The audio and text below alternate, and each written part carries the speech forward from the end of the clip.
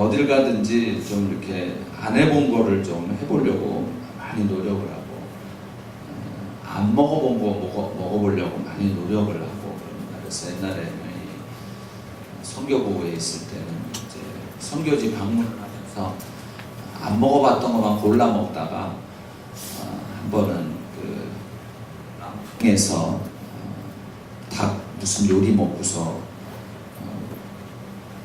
배탈이 나가지고 그 스리랑카를 가서 아마 한 며칠 동안 누워 있었던 것 같아요. 우리가 삶을 살아가는 데 있어서 중요한 것은 하나님이 우리에게 가장 원하시는 것이 무엇일까? 옛날에는 저는 뭐 좀 굉장한 일을 하는 것, 크게 엄청난 것을 이렇게 해놓는 것, 이런 것을 하나님이 상당히 좋아하실 줄 알았어요. 그리고 그렇게 하는 사람은 대단한 사람이고 하나님이 크게 쓰는 종이고 하나님이 엄청나게 사랑하는 종이라고 생각을 했었는데요.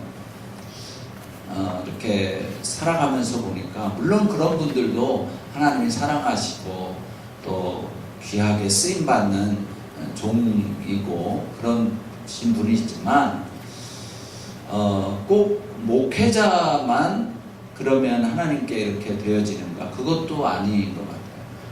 평신도 우리 이상하게 교회에는 무슨 계급이 생겨져 버렸어요. 언제부턴가요?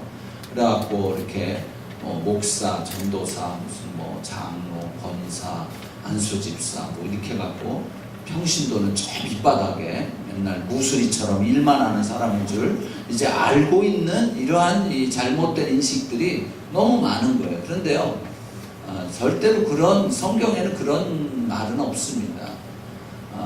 그냥 모든 사람이 다 제사장이고 하나님을 믿는 사람들은 그래서 그런 것이 중요한 것이 하나도 아니더라고요. 사실 책임을 맡은 사람들, 우리같이 목회자들, 어떤 리더의 위치에 있는 사람들은 책임이 더 무거운 거예요. 그래서 그 책임을 지지 못할 때, 그렇게 살지 못할 때는 사실은 거기에 대한 대가를 우리가 지불해야 돼요. 하나님 앞에 가서 그 대가를 지불해야 되는 거예요. 이렇게 내가 너한테 맡겼는데 뭐 했냐? 내가 너한테 5달란트 줬는데 뭐 했니? 5달란트 남겼니? 뭐 이제 그런 말씀을 이제 우리에게 찾으시는 거죠. 그래서 5달란트 맡긴 것이 더 중요한 것도 아니고 1달란트 맡겼기 때문에 더 형편없는 것도 아니더라고요. 똑같아요. 그 사람의 능력, 그 사람에게 꼭 맞게 하나님은 주시는 것이기 때문에 공부하는데도 죽어라고 열심히 해도 80점이 최고인 사람이 있어요. 그렇죠? 아니요. 죽어라고 했는데 B밖에 안 나오는 사람이 있다니까요. 그러니까 그런 사람, 그런 아이들 보고 A 맞아라 그러면 무슨 얘기인 줄 아세요? 죽어라. 이 소리하고 똑같아요. 그러니까 제발 그 부모님들은 빨리빨리 파악을 하셔야 돼요. 얘가 공부 B가 A인 아이인지 그거를 빨리 파악을 해가지고 그 다음에 B만 맞으면 잘했다고 칭찬을 해줘야지 A 맞아라 그래가지고 걔를 36층에서 떨어지게 하지 말아야 되는 거예요. 그러니까 그런 애들이 지금 한국에 많은 거거든요. 부모들이 계속 그렇게 하기 때문에 여기서도 뭐 미국도 그렇다고 해서 무슨 공부를 안 시키는 것은 또 아닌 것 같더라고요. 아주 공부를 막 시키고 그러는데 사람들에게 중요한 것은 그런 것이 아닌 거예요. 뭐가 중요하냐? 하나님은 뭘 중요하게 여기시나? 하나님과 우리 사이에 친밀함을 원하시더라고요. 그래서 좀 많은 그 눈에 보이는 어떠한 엄청난 일을 해놓지 않았더라도 괜찮습니다. 하나님과 그 관계, 친밀감만 느낀다면 너무 감사한 거예요. 그래서 이제 행복함을 느끼면 되는 거예요. 이렇게 사는 데 있어서. 저는 참이 그 윤한기 씨의 노래처럼, 윤한기 씨가 그 노래 불렀나요? 나는 행복합니다. 뭐 행복합니다. 그거 맞아요? 네. 행복해요. 그냥 뭐 지금까지 이렇게 살아오면서 불행했다, 내 목사들 된 거 참 후회했던 적은 있습니다. 이제 대학교 들어갔을 때 좀 후회, 왜 필요한 목사 아들이 됐을까? 그것 때문에 좀 고민했던 적은 있었는데, 성령 체험하고 나서부터는 목사 아들이 된 게 그렇게 이 특권이라는 것을 그때 알았어요. 여기도 목사 그 자녀들이 몇 명 안 되잖아요. 손 들어보세요. 김성원 목사밖에 없네요. 저하고 또 있어요. 여기 우리 수빈자매랑. 그러니까 뭐 한 몇십 명 되는 사람 중에도 목사 자녀가 그렇게 많지는 않았거든요. 이것은 상당한 특권인 거예요. 그래서 그 이후에 이제 저의 삶이 참 이제 행복하게 이렇게 지냈어요. 저는 원래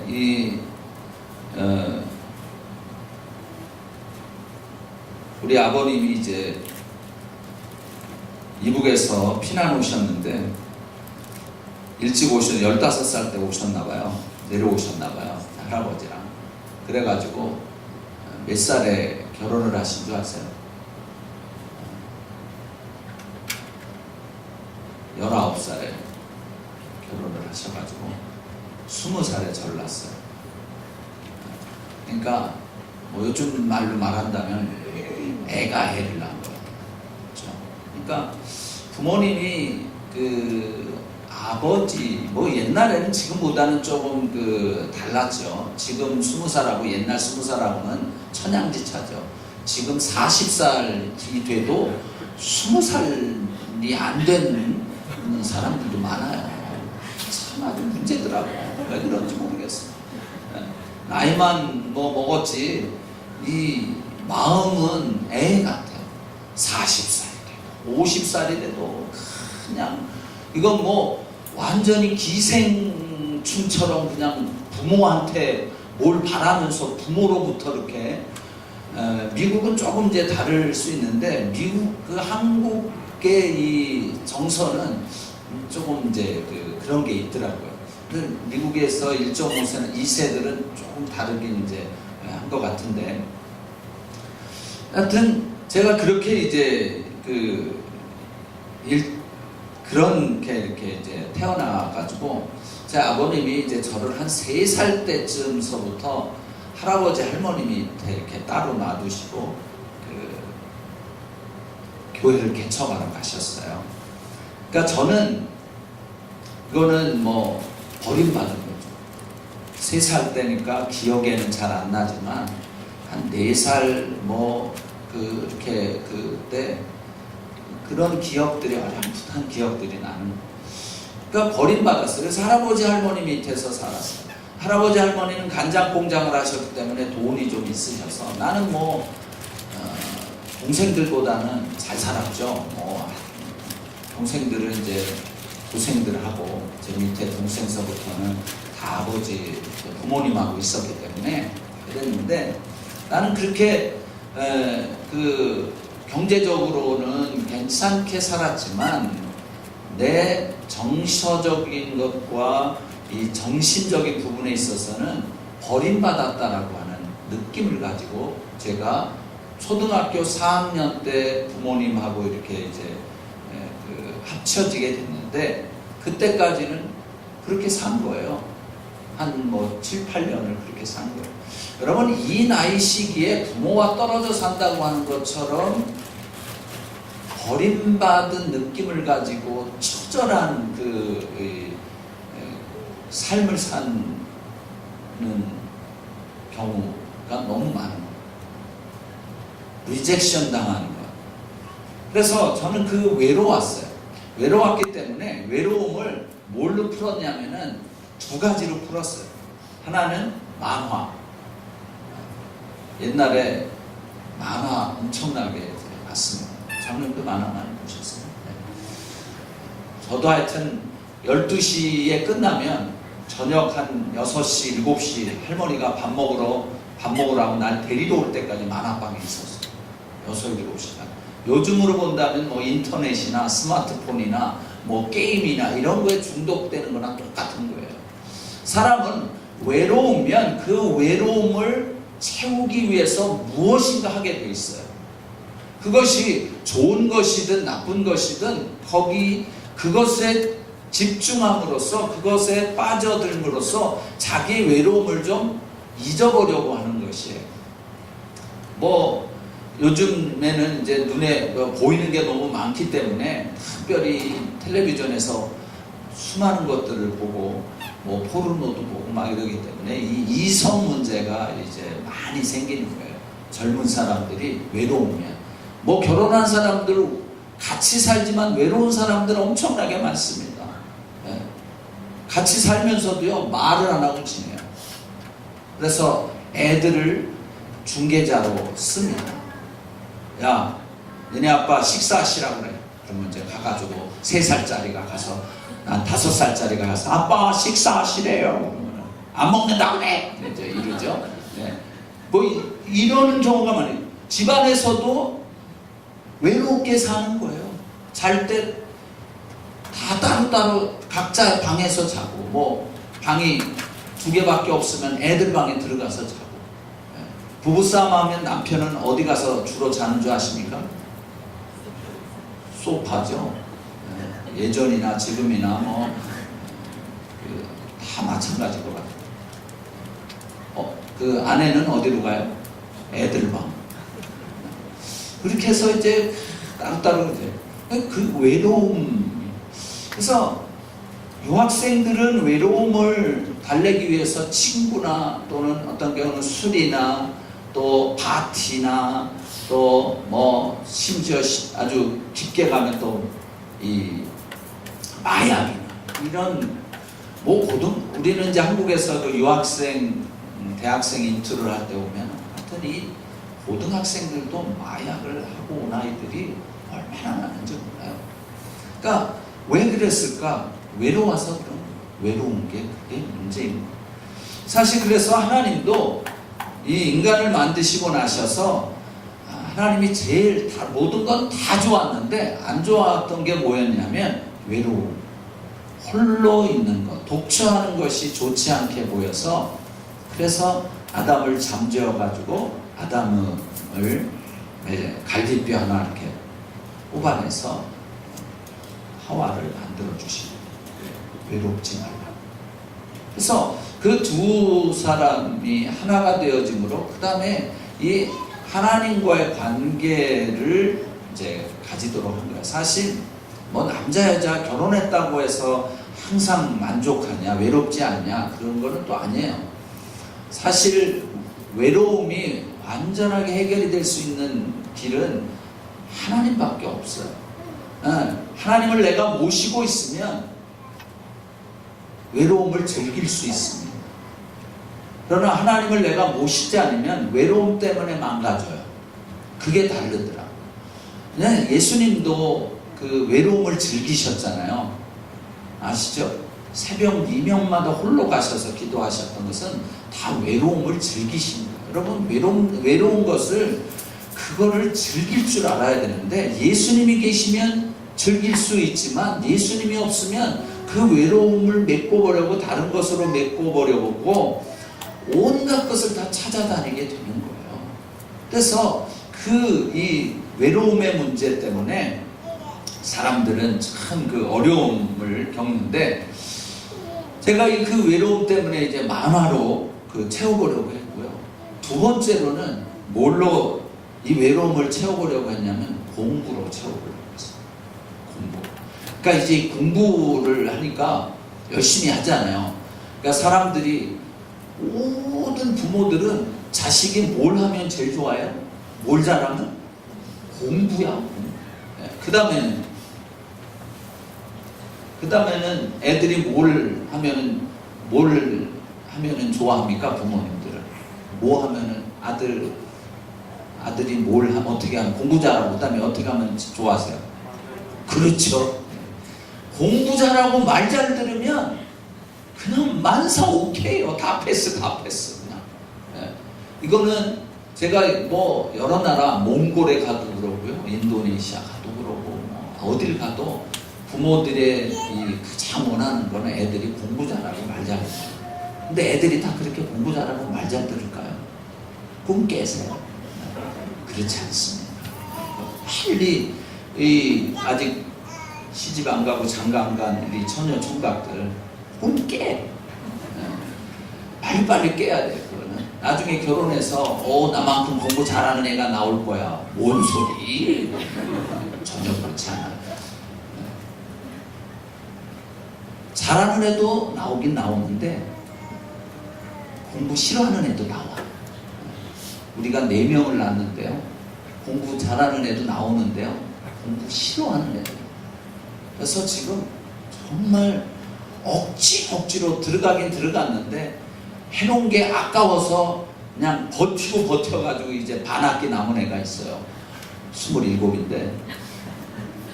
하여튼 뭐 그런 사람들이 다 있는 거예요. 그러니까 이게 공부를 열심히 했어요. 그러니까 그 공부 열심히 하는 것으로 외로움을 채울 수가 있었는데, 사실 뭐든지 집착하고 중독이 되는 것은 사람들로 하여금 아주 고통스럽게 만들고, 자기뿐만이 아니라 자기 옆에 있는 사람들을 다 고통스럽게 해요. 그래서 그걸로 인해서 저도 얼마나 사람들을 고통스럽게 했는지 모르겠어요. 저는 제 동생들한테도 제가 상당히 무서운 존재였어요. 그래서 제 여동생이 그러더라고요. 내가 이제 학교 갔다가 이렇게 오잖아요. 고등학교 때. 그래서 이제 가방들 이렇게 오면은, 내가 저쪽에서 오면 제 여동생이 고무줄 하다가 빨리 그만두고 집으로 들어가서 공부하는 척 했다고 그러더라고요. 내가 그렇게 동생들한테 뭐라 그랬나 봐요. 뭐 기억도 안 나는 거지만, 기억나는 사람이 말하는 게 옳은 거예요. 제가 그러니까 보통 청문회에서 기억 안 납니다 막 그러는데, 다 이제 자기가 한 거를 좀 숨기려고 하는 거죠. 그러니까 그렇게 해가지고, 그것이 뭐 내 동생들한테만 그런 게 아니라 김성호 목사한테 뭐 그렇게 안 해.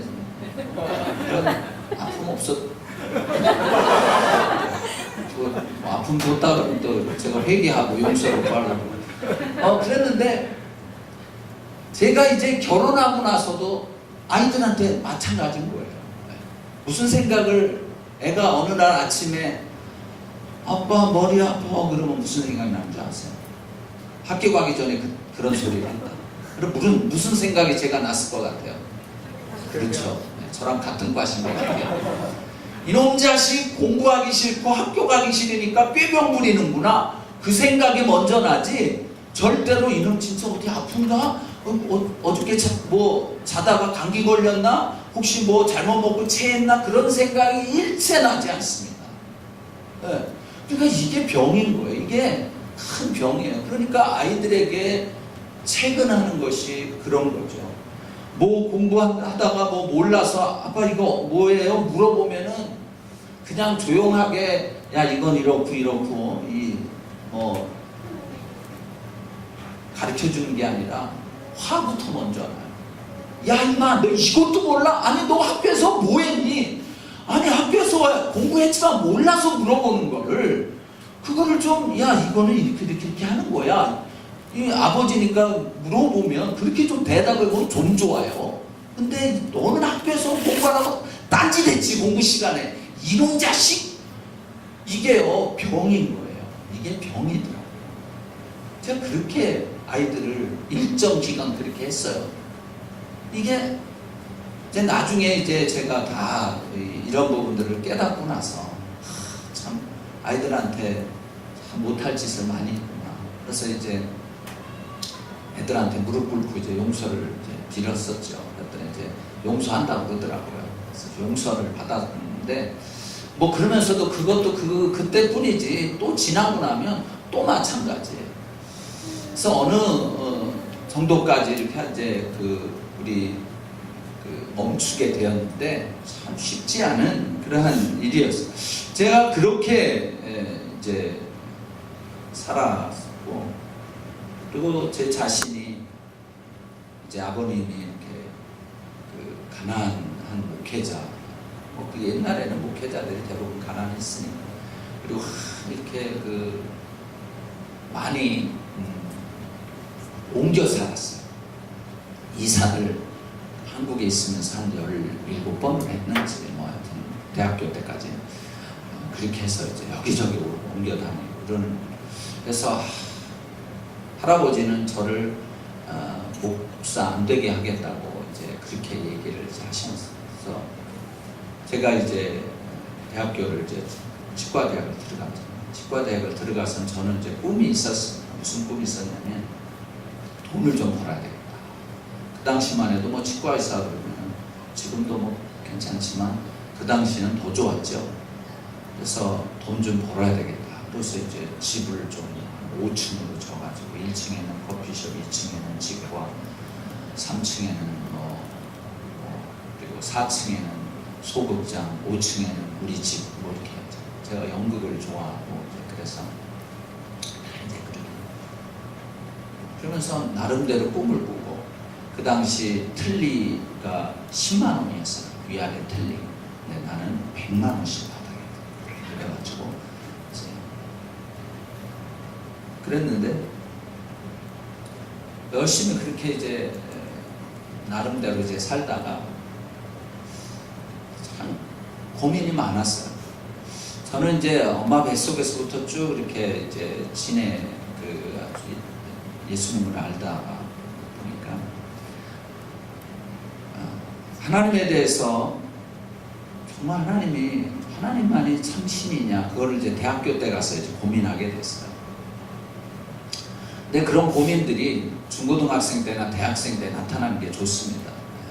그래서 빨리 고민을 해야 돼요. 중고등학교 아이들이 고민하는 거 있잖아요. 하나님이 없다, 하나님 뭐하냐, 어떤 대학생들이 그렇게 고민하는 것은 참 좋은 거예요. 그냥 그때 고민하는 게 좋아요. 나중에 결혼해가지고 교회에서 잘 다니시다가 갑자기 또 중간에 한 50쯤 됐는데 진짜 하나님이 계신 거 이러고서 하나님을 떠나는 사람도 있거든요. 그렇게 되면 참 그건 어떻게 하기가 힘들어요. 대학생 때나 이런 때는 젊기 때문에 다 그렇게 갔다가도 다 또 이제 돌아오게 되거든요. 부모님들이 기도하고 있는 한에는. 그래서 이제 주님을 제가 본과 3학년 때 만나고 나서 그때부터는 저의 삶이 완전히 이렇게 변화가 됐어요. 그래서 그때 하나님이 저를 선교사로 부르셨고, 그때부터 선교사로서의 삶을 준비하기 시작을 했고, 그래서 15년, 13년쯤 됐는데 이제 하나님이 저를 부르시더라고요. 이제 떠날 때가 됐다. 그때가 언제였냐면 치과를 개업을 해서 이제 3년 반 동안 열심히 하고 이제 빚을 다 갚았던 때였는데, 그때 마침 하나님이 이제 떠날 때가 됐다고 그러더라고요. 어저께 아내가 얘기했나요? 네, 이제 아내가 얘기를 그때 떠나라고 저한테 이제 마음을 주셔서 떠났습니다. 저는 사실 지금까지 하나님이 이렇게 해라 그러면 아무 단서 달지 않고 그러는 것이 저에게 있어서는 하나님의 은혜라고 생각합니다. 그래서 아주 성공적으로 이렇게 치과를 하고 있었는데 그만두라고 이제 떠나라고 했을 때 어떤 사람들은 자꾸 물어봐요. 그때 갈등이 심하셨겠네요. 힘들으셨겠네요. 그런데 전혀 아닙니다. 그냥 하나님이 주신 비전이 저에게 주셨던 것이 있었기 때문에 그냥 떠나라고 해서 그냥 떠난 것 뿐이에요. 그러니까 이건 제가 무슨 믿음이 뭐가 많아서 엄청나게 괜찮아서 그랬던 게 아니라 그냥 하나님이 그런 마음을 주셨기 때문에. 그래서 이제 떠나서 훈련을 받고 중국에 선교사로 가서 이제 있었고, 거기에서 선교사로 있다가 4년 마치고 신학을 하고 4년 신학을 하고 이제 목산수 받고 오늘께 와서 12년, 올 8월 말이 12년이에요. 그래서 올 8월 말로 제가 온누리교회를 그만두거든요. 그러니까 온누리교회에 제일 오래 있었어요. 물론 교회 하나밖에 안 있었지만 그냥 거기 들어가서 목사로 들어갔다가 거기서 이렇게 나와서 이제 개척을 하러 가는 이제 건데, 12년 안에 하나님이 이제 다시 떠나길 원하셨던 거예요. 그래서 제 삶이 이렇게 살아오면서 내 자신이 하나님 안에서 누구인지를 그때 이제 알기 시작을 한 거예요. 성령을 체험하고 나서. 그래서 내 안에 있는 상처, 그리고 그 상처로 인해서 나타난 증상들이 어떤 것이었는지, 정말 그게 엄청나게 많았어요. 지금도 뭐 한쪽에 이렇게 도사리고 있는 것들이 많이 있지만, 그 결혼 생활을 이제 올해 31년째 이렇게 이제 31주년이 지났어요. 근데 그러면서 사실 참 많이 제가 변화가 된 거죠. 하나님의 은혜로. 그러니까 아내가 이제 이렇게 많이 받아들여서, 저는 이렇게 많이 모난 사람이었어요. 그리고 이 비수를 꽂잖아요, 사람한테. 그냥 꽂아만 노 문제인데 그걸 또 비트는 사람이었어요. 그만큼 이 아주 속이 그렇게 힘들었던 사람. 왜냐하면 그것이 내가 부모로부터 거절감을 당했다고 하는 초등학교 4학년 때까지 떨어져 있었던 그것 때문에. 그래서 여러분, 아이들을 가능한 한 떼어놓지 마세요.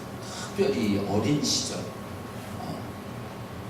초등학교 때 더 중요한 거는 유아부, 유치원, 그 시절에는요, 제발 끼고 사는 게 죽어라고 끼고 사십시오.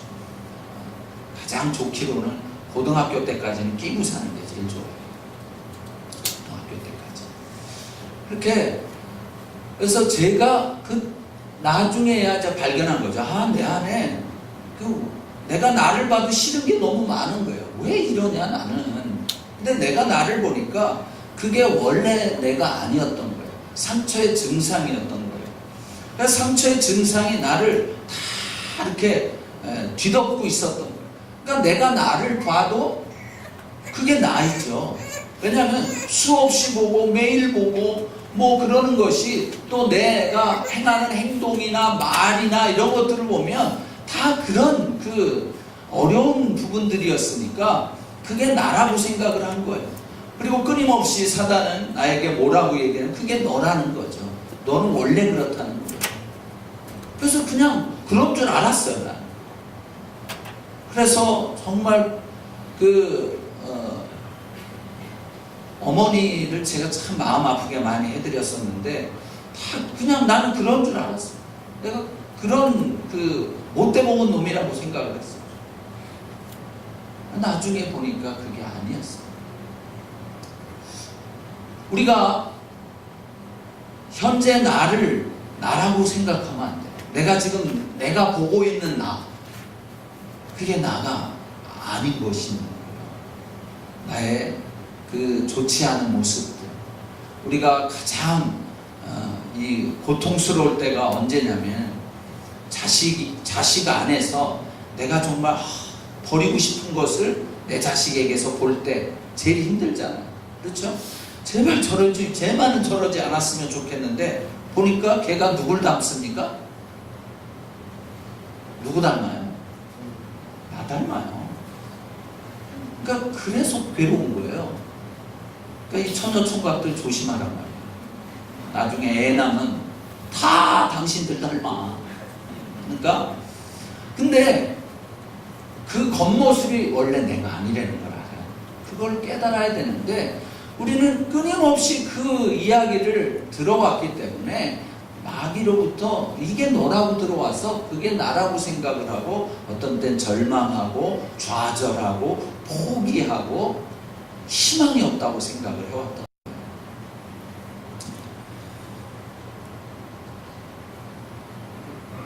그래서 정말 우리가 누군가, 내가 누군가 하는 것이 중요해요. 우리의 원래 모습은 하나님이 창조하셨던 그 원래 모습. 창세기 21장 27절, 아마 27절부터 시작했었죠. 27절. 26절부터 읽어야 되는 건데 26절부터 28절까지 26절은 제가 읽어드릴게요. 하나님이 가라사대 우리의 형상을 따라 우리의 모양대로 우리가 사람을 만들고 그로 바다의 고기와 공중의 새와 육축과 온 땅과 땅에 기는 모든 것을 다스리게 하자 하시고 27절이요. 시작. 하나님이 자기 형상 곧 하나님의 형상대로 창조하시니 곧 하나님의 형상대로 사람을 창조하시되 하나님께서 그들을 남자와 여자로 창조하셨습니다. 28절 없었어요? 네, 있었는데 네. 하나님이 그들에게 복을 주시며 그들에게 생육하고 번성하여 땅에 충만하라. 땅을 정복하라. 바다의 고기와 공중의 새와 땅에 움직이는 모든 생물을 다스리라 하시니라 그랬어요. 우리가 나의 그 자상을 분명히 알아야 되는데, 왜냐면요, 내가 누군지를 모르게 되면 갈 길을 잃고 방황하게 돼요. 어둠 가운데 행하게 됩니다. 그래서 내가 나를 잘 알아야 돼요. 그러면 나라고 하는 사람은 누구냐? 하나님께서 창세기 1장 26절에서 28절까지 말씀하신 대로 하나님의 형상과 모양으로 지음을 받은 사람들이에요. 그렇기 때문에 바로 왕의 자녀, 하나님의 자녀라는 것이에요. 이것이 우리의 정체성이에요. 그래서 세상의 능력이나 외모나 무슨 어떤 재산을 가진 것이나 이런 것이 나의 정체성이 아닌 거예요. 사무엘상 16장 7절을 보면 하나님께서는 사람의 중심을 보신다고 했어요. 여러분들이 이제 닉 부이치치나 또 그런 사람들 잘 알죠. 이지선 씨도 여러분들이 잘 알잖아요. 그런 사람들이 팔 다리가 없고 얼굴에 이제 화상 입어서 그렇게, 옛날에 처음에는 이지선 씨도 그게 너무 힘들었었는데 지금은 자기의 현재 얼굴을 더 사랑하게 한다고 그러더라고요. 옛날에 제 둘째 아들이 이지선 씨하고 아주 이렇게 같이 보스턴에서 있을 때 같은 교회에서 있었는데 지선자매는 그렇게 이야기를 하더라고요. 그러니까 외모나 가지고 있는 어떤 학력, 배경,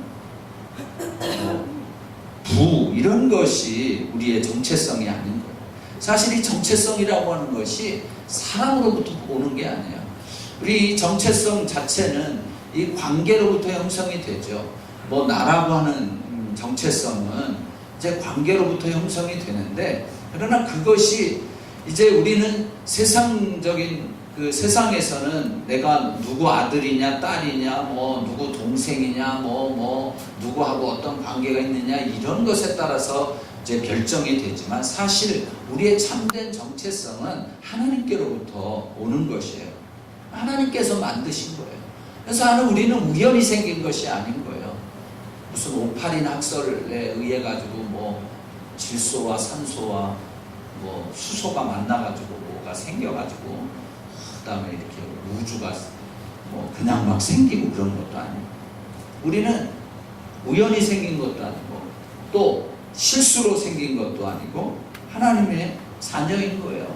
우리는 하나님의 자녀라고 하는 것은 첫 번째 뭐냐면 사랑스러운 존재라는 거예요. 예수님께서 마태복음 3장 27절 예수님이 이제 요단강에서 세례를 받고 올라오셨을 때 하늘에서 소리가 났어요. 하늘문이 열리고 비둘기, 성령이 비둘기같이 임하면서 하늘에서 소리가 났는데 뭐라고 무슨 소리가 났냐면 이는 내 사랑하는 아들이요 내 기뻐하는 자다 그랬어요. 이것이 예수님의 정체성이었어요. 근데 그 정체성이 바로 우리의 정체성. 우리가 하나님의 아들 자녀인 거예요. 그래서 예수님 하나님은요 우리를 볼 때 내가 너를 사랑한다고 얘기를 하지 너 같은 애는 좀 사라져버려라 꺼져라 이런 말씀을 하시지 않는 거예요. 하나님 앞에 우리는 사랑스러운 존재예요. 무엇을 했기 때문이 아닌 거예요.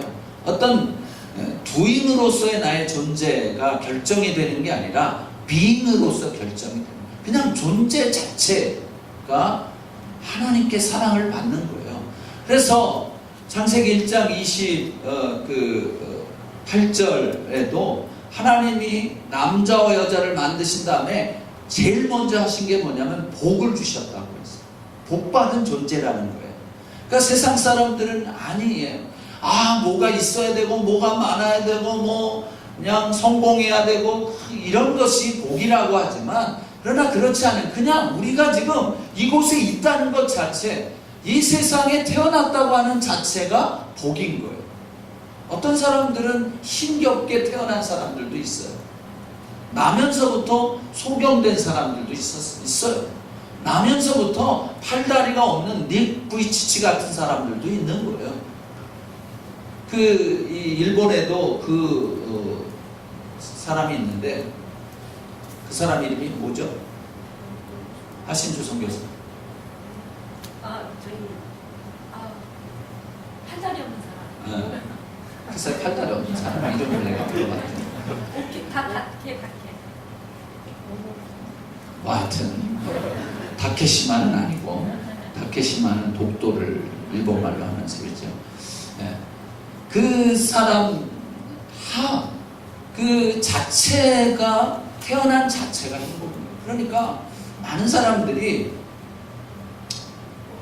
자기가 태어난 것에 대해서 막 저주를 이제 하는 경우가 이제 있게 돼요. 너무 고통스러우니까 욥이 막 그랬는데요. 사실은 태어난 것 자체가 이제 복인 거예요. 두 번째로 우리는 어떤 사람이냐면 이 하나님의 자녀라고 하는 가치 있고 소중한 존재라는 거예요. 왜냐하면 요한복음 3장 16절에 보면 하나님이 세상을 이처럼 사랑하사 독생자를 주셨으니 이는 저를 믿는 자마다 멸망치 않고 영생을 얻게 하려 하십니다. 하나님이 예수님을 보내셔서 우리를 위해서 돌아가게 할 만큼 우리가 가치 있고 소중한 존재인 거예요. 로마서 5장 8절 말씀대로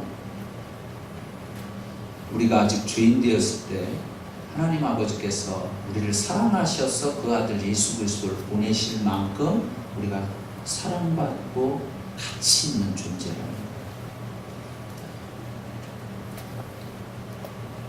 그래서 예수님이 우리를 위해 죽으셨기 때문에 그리고 또 다시 사셨기 때문에 소중하고 가치 있는 거예요.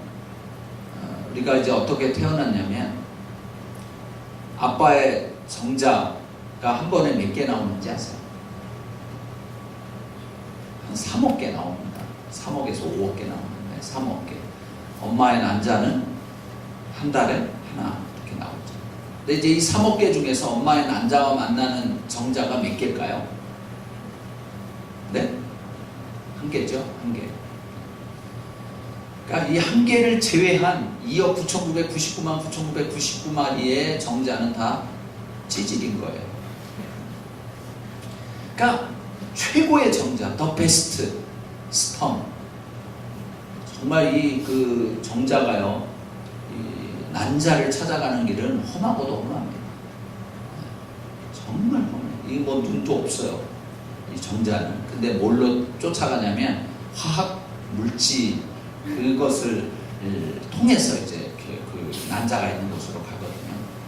그 뭐 좁은 협곡과 골짜기 그리고 그냥 막 넓다라니 바다와도 같은 곳을 막 헤엄쳐가지고 막 달리기를 해가지고 제일 먼저 난자에 도달하면 그것이 금방 막이 쳐져가지고 다른 것이 침범하지 못하도록 하거든요. 0.00001초 뒤에 온 것도요, 그 0.00001초 전에 이 닿은 그것 때문에 그렇게 들어가지 못하게 되어 있어요. 그래서 우리는 어떤 사람이냐면 the best sperm 플러스 the only egg가 만나서 된 사람 믿습니까? 아멘? 우리 형제님, 우리 그 중간에 있는 형제님 누구야? 아까 경욱 형제 옆에 눈이 좀 잘 안 보이잖아요. 어떤 사람들은 나 이렇게 내가 좀 이렇게 육체적으로 어려운 거면은 나는 우리 아버지의 49번째 정자하고 엄마의 난자가 만난 걸까? 그럴까요? 아니.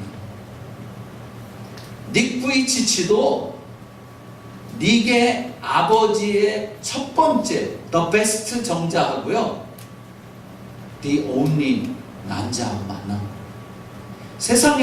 세상에 태어났다면 그 사람이 어떤 사람이든지 the best와 the only가 만난 사람이라는 것입니다. 그렇기 때문에 그래서 소중한 거예요. 그래서 존귀한 거예요.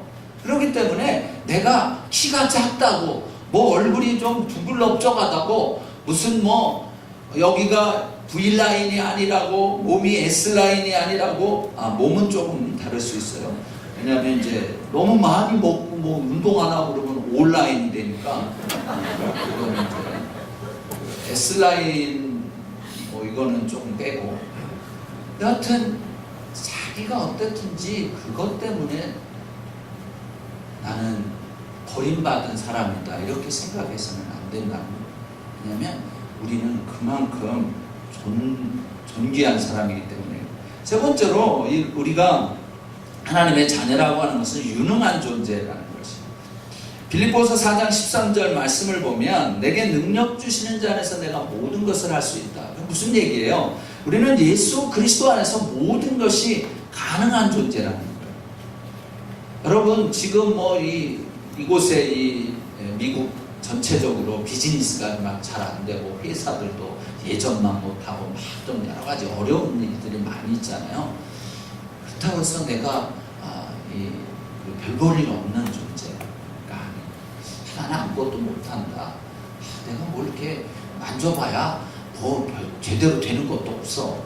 이런 존재가 아닌 거예요.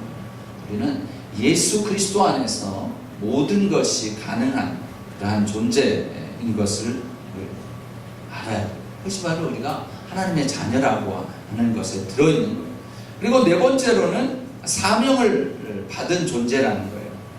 창세기 1장 28절에 이렇게 되어 있죠. 생육하고 번성하여 땅에 충만하라. 땅을 정복하라. 그리고 모든 것을 다스리라. 이것이 사명을 주신 거예요. 여러분 우리는 비전으로 사는 게 아니라 사명으로 사는 거예요. 그거를 아셔야 돼요. 비전은 어떤 때는 내가 만들어 놓은 것일 수 있어요. 하나님이 주신 것이라면 별 문제가 아닌데, 근데 하나님이 주신 그 비전을 우리는 사명이라고 이야기하는 것입니다. 내가 만든 것은 비전이라고 말할 수 있어요. 내가. 그래서 이 꿈이라고 하는 것, 꿈은 대낮에 꿀 수 있나요? 그런 걸 뭐라고 그러죠? 대낮에 꾸는 꿈을 백일몽이라고 합니다. 백일몽은 다 없었는데 그게 되지도 않는 허황된 것이라는 얘기예요. 이 꿈은 항상 잠을 잘 때 꾸어지는 것이 하나님이 주신 거예요. 꿈은요. 내가 두 눈 뜨고서 막 이렇게 꾸려고 하는 거, 이건 백일몽인 거예요. 그다음에 그것은 내가 만들어 놓고 그거를 위해서 죽어라고 쫓아가 다 헛되고 헛된 거예요.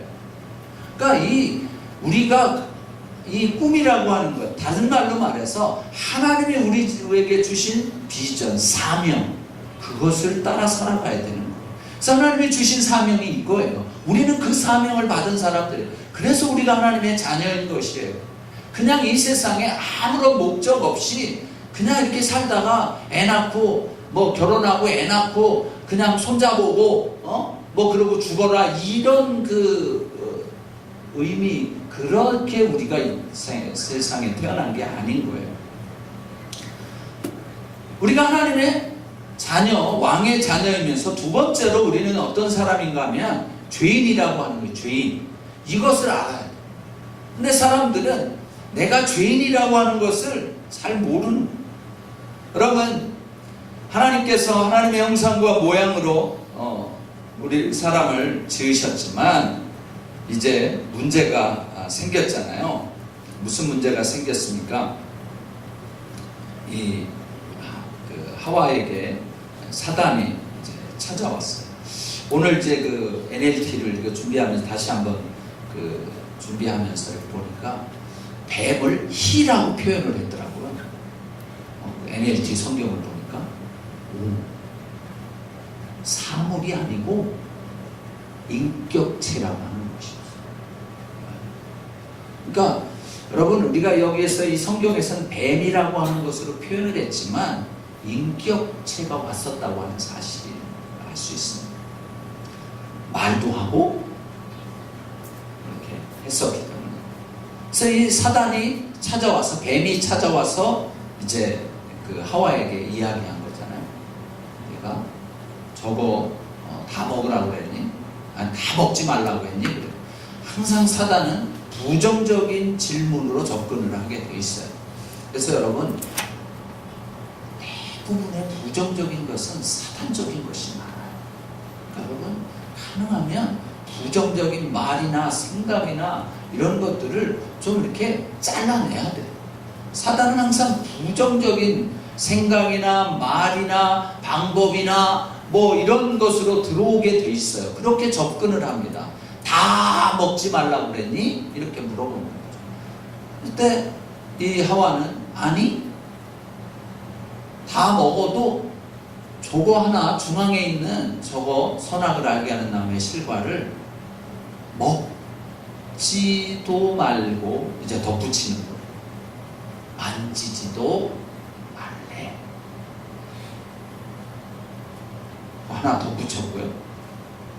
죽을지도 몰라라고 얘기하셨어. 근데 하나님은 죽을지도 몰라 그렇게 말씀하시지 않고 정령 죽으리라 그랬거든요. 그래서 그런 것이 이제, 왜 그러면 이 하와가 이 사단의 유혹에 넘어갔을까요? 걸려 넘어졌을까? 성경을 보면요, 마음 가운데 욕심이 있으면 유혹에 넘어가게 돼 있어요. 이 욕심이 있으면 유혹에 넘어가게 돼 있으면, 누구나 그래요. 돈에 욕심이 있으면 돈의 유혹에 넘어가고요. 이 이성의 욕심이 있으면 이성의 유혹에 넘어가고요. 명예의 욕심이 있으면 명예의 유혹에 넘어가게 돼 있어요. 이거는 성경이 말하고 있는. 그러니까 이 하와의 마음 가운데 욕심이 있었다는 거예요. 무슨 욕심이 있었을까? 사단이 뭐라고 얘기했냐면요, 이렇게 얘기했거든요.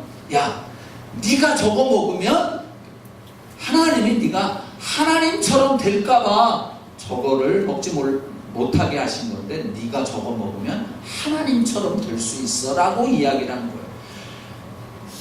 이 사단은요, 하와의 마음속에 있는 것을 알아채려서 얘가 하나님처럼 되고 싶어 하는구나 하는 것을 알아채리고 그렇게 얘기했어요. 그러면 하나님처럼 된다고 하는 것이 무슨 얘기일까요?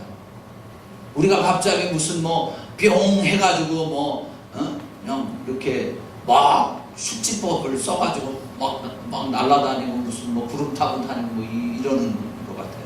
이게 아니라 하나님처럼 된다는 것은 무슨 말이냐면 독립적이 된다는 거예요. 네가 네 마음대로 모든 것을 다 할 수 있다는 거예요. 네가 하고 싶은 대로 다 할 수 있다는 거예요. 이게 하나님처럼 된다는 거예요. 너 독립적으로 살 수 있어. 너 하나님이 이거 먹으라면 이거 먹고 저거 먹으라면 저거 먹고 좀 귀찮았지. 너 하기 싫은데, 너 저것도 먹고 싶은데 저거 먹지 말라고 그래서 너 지금까지 못 먹고 있었잖아. 근데 저거 먹으면 너도 하나님처럼 될 수 있다. 그러니 누구나 다 이 유혹에 넘어. 이 세상 사람들, 그 이후로 아담과 하와가 선악을 알게 하는 나무의 실과를 먹은 이후에 모든 사람들은 다 독립적이 돼버린 거예요. 내가 생각하는 것, 내가 말하는 것, 그리고 내가 행동하는 다 내 마음대로 하는 거예요. 생각도 내 마음대로 해요. 참 이상하더라고요. 설교단에서 설교를 열심히 해도요, 다 듣는 줄 알았더니 아니더라고. 자기가 좋아하는 말만 듣더라니까요. 그래갖고 진짜 핵심적인 얘기는 A였는데 나중에 물어보면 B만 들었어. 참 이상. 그래가지고 뭐 그것 때문에 오해가 막 엄청나게 나요. 다 자기중심적인 거예요. 이 자기중심적이라고 하는 것, 독립적이라고 하는 것, 이것이 바로 하나님과 같이 된다는 의미예요. 그런데 하나님께서, 예수님께서도 이것에 대해서 뭐라고 말씀하셨냐면, 너희가 나를 떠나서는 아무것도 할 수 없다고 그랬어요. 그래서요, 사실 예수님을 떠나거나 하나님을 떠나게 돼서 독립적으로 살아갈 때는요, 되는 것 같지만 되지 않아요. 물고기가 물을 떠나서는 살 수 없는 것처럼 우리가 하나님을 떠나서는 살 수 없어요. 내가 살았으나 실상은 죽은 자다. 그 얘기예요. 그러니까 우리가 하나님을 떠나서는 살 수 없는데 사람들은 하나님을 떠나고 싶어요. 이 성경이 말씀하고 있는 것이 너무 속박을 한다는 거예요. 나를 이것도 못하게 하고 저것도 못하게 하고 내가 하기 싫은 저거는 하라 그러고 막 이러니까 아유 이게 뭐야, 이놈의 얼거맨 줄을 다 끊어버리자, 시편 말씀대로. 그러고 그냥 막 나가는 거예요. 나 혼자 내 멋대로 살겠다고. 이것이 바로 하나님과 같이 된다, 그런 의미입니다. 그래서 하와는 그렇게 먹고 그 다음에 누구에게도 줬냐면 남편에게도 줬어요. 이게 남자 형제님들 조심하셔야 돼요. 자매들의 거짓 사랑에 속아 넘어가면 자기 남편에게도 줬어요. 이 하와가 그거를 왜 줬냐고 사람들한테 물어보고 뭐 자기 혼자 죄짓기 싫어서 뭐 줬대나 뭐 막 그러고 그러는데, 같이 공범이 되자고 줬대나 그런. 사실은 하와가 그럴 마음으로 주지는 않은 거죠. 왜냐하면 남편을 사랑하니까. 왜냐하면 남편이 자기를 얼마나 사랑하는지 알고 있거든요. 하와는 뭐라고 그랬어요? 하나님이 하와를 탁 데려왔을 때 이는 내 뼈 중에 뼈, 살 중에 살이다, 네 안에 나 있다 이거거든요. 그러니 뭐 이 여자가 너무너무 사랑스러웠어요. 그래서 이 아담은 또 이 여자한테 완전히 빠져버린 거예요.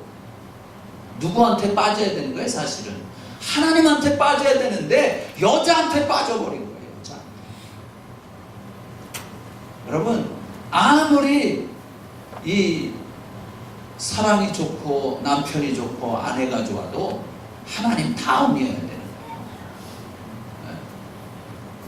그렇다고 해서 아내나 남편을 사랑하지 말라는 게 아니에요. 성경에 보면은 그 자기 아내 사랑하는 것을 예수 그리스도께서 자기 그 교회를 위해서 자기 목숨을 주신 것처럼 사랑을 하려고 하셨기 때문에 사랑을 해야 되는 거예요. 그런데 그런 거짓 사랑에 속아 넘어가는 거예요. 우리는 그런 것들이 너무 많은 거예요. 남편이 아내에게 또는 아내가 남편에게 사랑이라고 얘기를 하는데 그 사랑이 거짓 사랑이 많은 거예요. 그 거짓 사랑이란 뭐냐면 하나님이 하지 말라고 한 거 하라고 하는 게 거짓 사랑이고요, 하나님이 하라는 거 하지 말라고 말하는 게 거짓 사랑이에요. 뭐 다른 거 없어요. 선과 선과 악도요, 그냥 구분이, 하나님이 하라는 거는 모든 게 선이고 하나님이 하지 말라는 건 모든 게 악이에요. 그냥 끝. 더 이상도 없어요. 그럼 하나님이 하라는 것만 하면 돼요. 그리고 하나님이 하지 말라는 거 안 하면 되는 거고, 그것이 우리에게 하나님이 말씀하시는 거예요. 그래서 이 아담이 그렇게 하와가 그것을 줬을 때 그것을 거절했어야 되는데 거절을 못한 거예요. 사랑했기 때문에. 아내도 남편을 사랑했고 남편도 아내를 사랑했는데 그 잘못된 사랑, 그 사랑, 여러분들이 이 부부 사이에도 잘못된 사랑들이 사실 많이 있어요. 그것은 여러분들이 삶을 통해서 하나님께서 말씀하실 때 그걸 듣고 그 이제 그 거짓된 사랑은 빨리빨리 이제 끄집어내고 그것을 이제 버려야 되고. 그래서 이제 이 두 사람 사이에 그것을 먹고 나서 어저께 이야기한 대로 벌거벗은 것이 수치스럽게 되어져 있고, 인간과 인간 사이에서는 수치스러웠어요. 그래서 엮어서 치마를 입었고, 하나님과 인간 사이에서는 두려웠어요. 이것이 죄를 지은 인간들에게 나타나는 공통적인 현상들이에요. 그래서 죄를 지은 사람, 죄를 짓게 되면 다 이 두 가지를 느끼게 되는 거예요. 수치심과 그리고 두려움을 느끼게 돼요. 그래서 이것이요, 내가 죄를 지었는지 안 지었는지, 하나님의 말씀대로 살았는지 못 살았는지에 대한 바로미터가 될 수 있는 거예요. 그래서 그런 감정이 느껴지거나 그런 것들이 내게 있을 때는 빨리 하나님께 나와서 회개하고 하나님께 용서를 구하는 것을 통해서 하나님과 우리의 관계가 다시 회복되어질 수 있는 거예요. 우리에게 이것이 없으면, 양심에 화인 맞은 사람이 되어지면 그 사람은 어떻게 할 수가 없어요. 왜냐하면 그런 것에 대해서 깨닫지 못해요. 이렇게 사는 것이 옳다고 생각을 하고 이것이 괜찮은 거라고 생각을 하고 뭐 아무러한 문제가 아니라고 생각을 하는 거예요. 그래서 우리에게 그런 마음이 생긴다고 하는 것, 그런 것들이 우리에게 어떤 또 두려움이 오고 수치스러움이 생긴다고 하는 것은 하나님의 은혜이기도 하는 것입니다. 그래서 하나님 앞에 나아가야 되는 것이죠. 그래서 이제 이것을 통해서 이 아담과 하와 사이에 이제 그 상처가 이제 주어지게 된 거예요. 무슨 상처가 주었냐면, 이제 하나님이 오셨잖아요. 하나님이 찾으셨어요. 야, 너희들 어떻게 돼? 그랬더니 아담에게 물어봤어요. 누가 너더러 먹게? 그랬더니 하나님 잘못했습니다. 제가 먹었어요. 하나님의 말씀을 거역하고 제가 먹었네 하고 그 자리에서 회개를 했더라면 좋았을 것을, 사람의 이제 이 본성이 다 드러나기 시작을 합니다. 제가 그랬어요. 하나님이 주신 저 여자, 하나님까지도 원망을 하면서 결국에는 거기에서 이 하와는 자기는 그만큼 사랑해서 줬는데 자기에게 화살을 돌리니 상처를 받은 거죠. 이 두 사람 사이에 상처가 생기기 시작해요. 상처. 여러분, 상처라고 하는 것은 가장 가까운 사람에게서 받습니다. 먼 데 사람한테는 상처받지 않아요. 여기에서 저기 스칸디나비아 사람한테 상처받은 분 계세요? 없잖아요. 누구한테 받느냐면 아내, 남편, 자식, 부모, 교회 집사님, 목사님, 장로님한테 다 받는 거 아니겠어요? 가까운 사람. 특별히 왜 이 이민교회에서 상처가 많이 갈 때 다 이렇게 한 가족처럼 이렇게 있으니까 너무너무 가까운 거예요. 그냥 저 집에 숟가락이 몇 개 있는지까지 다 알 정도가 되잖아요. 막 이렇게 가깝게 지내다 보니까. 그러니까 상처가 큰 거예요.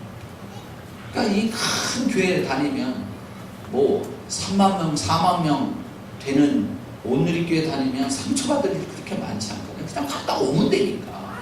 근데 이렇게 뭐 100명 안팎의 이런 데서는 그냥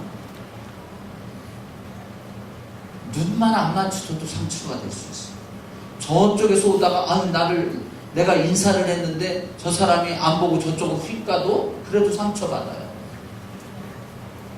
사람이 많으면 그런 거 상처 안 받는데 왜 그런가? 가까운 거야.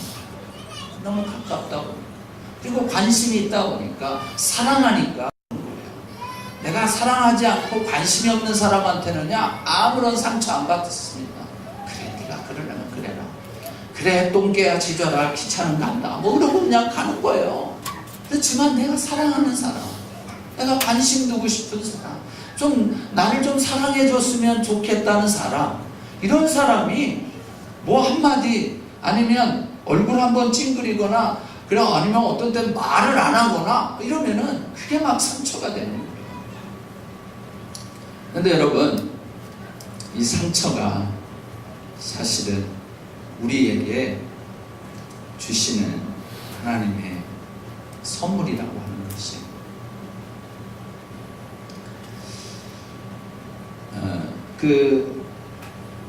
표 그거 여기다 썼어요? 프린트아웃 했나요? 그랬어요? 이거 뭘 하나 그거 했어야 되는데 거기다 프린트아웃 해서 좀 해달라고 내가 안 써줬습니다.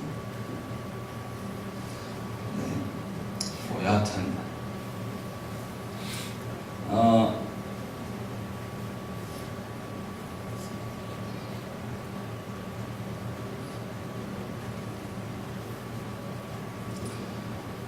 그 책 어디 갔어요? 책을 빨리 나눠 주셔야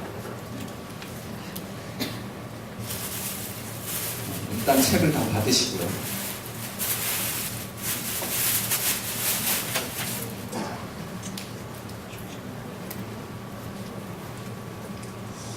그래서 이 상처를 우리가 봤는데 사실은 상처는 안 받으면 좋은데 이 상처를 주니까 받지 않을 수 없더라고요. 그런데 이러한 것이 상처 치유를 많은 사람들이 내적 치유를 통해서 이제 이렇게 받아가는 사람, 받는 경우가 있어요. 그래서 상처 치유를 위해서 그냥 하여튼 무슨 내적 치유 집회마다 쫓아다니는 경우가 있는데 여러분 우리들의 상처는 한두 가지가 아니에요. 엄청나게 많기 때문에 까도 또 나와요. 그래서 그거를 평생 그 상처를 치유받으려고 해도 다 치유받을 수가 없어요. 그래서 그러면 어떻게 하면 이 상처를 치유받을 수 있겠는가? 다른 말로 말해서 이 상처라고 하는 것은 우리들의 자아상이 이제 병들어진 거예요. 병든 자아상이 되는데 그것을 어떻게 치유받을 수 있는가? 그래서 우리들의 가치관이 변화되어야 됩니다. 가치관이 변화되어지면 수많은 상처들이 치유가 되어야 됩니다. 왜 내가 상처를 받는가? 내 가치관이 어떤 것을 볼 때에 내가 보는 요 창문이 있는 거예요.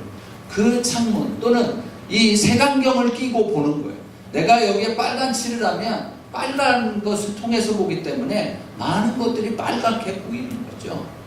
이것을 지워야만 되는데 계속 그거 끼고 있으면서 계속 빨갛다 뭐 어쩌다 이렇게 이야기가 돼요. 그러니까 이것을 그 안경을 벗어버려야 되는 거예요. 그것이 치유인데 그 치유가 뭐냐면 이 가치관이 변화되게 되면 많은 부분의 상처들이 치유가 되어지는 것이에요. 여러분들이 가지고 있는 그 이과에서 나의 자아상은 어떤가요? 해가지고 표가 있는 데가 있습니다. 이과.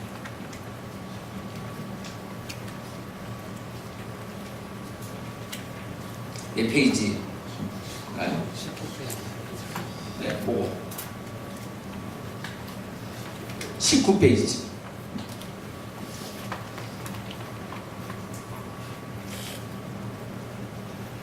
(19페이지를) 보면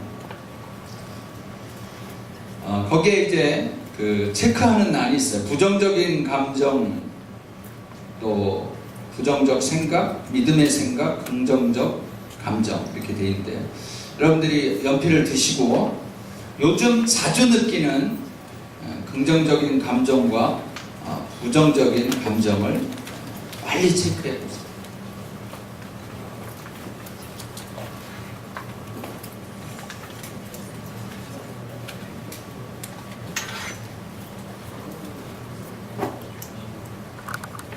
그것 하나만 한번, 감정 하나만 선택해 보세요.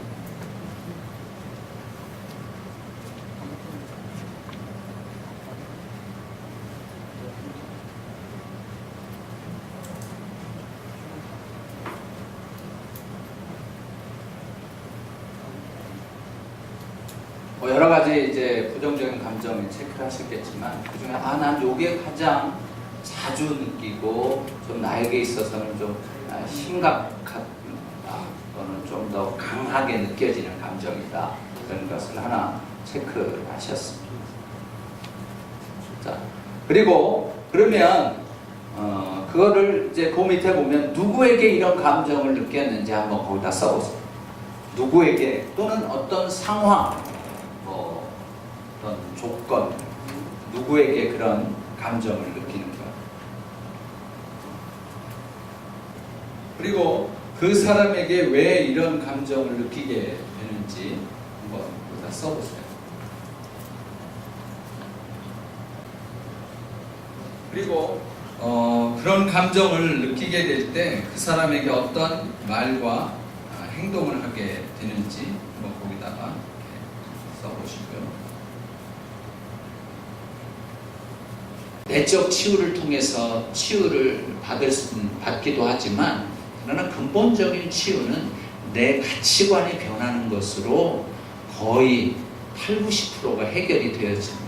그래서 여러분들이 부부 사이에 어떤 그 부정적인 가치관을 가지고 있을 때 싸움은 끊이지 않습니다. 왜냐하면 보는 시각이 항상 그 시각으로 보기 때문에.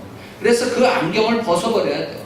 그 가치관이 부정적인 가치관에서 믿음의 가치관으로 바뀌어져야만 가능한 것입니다.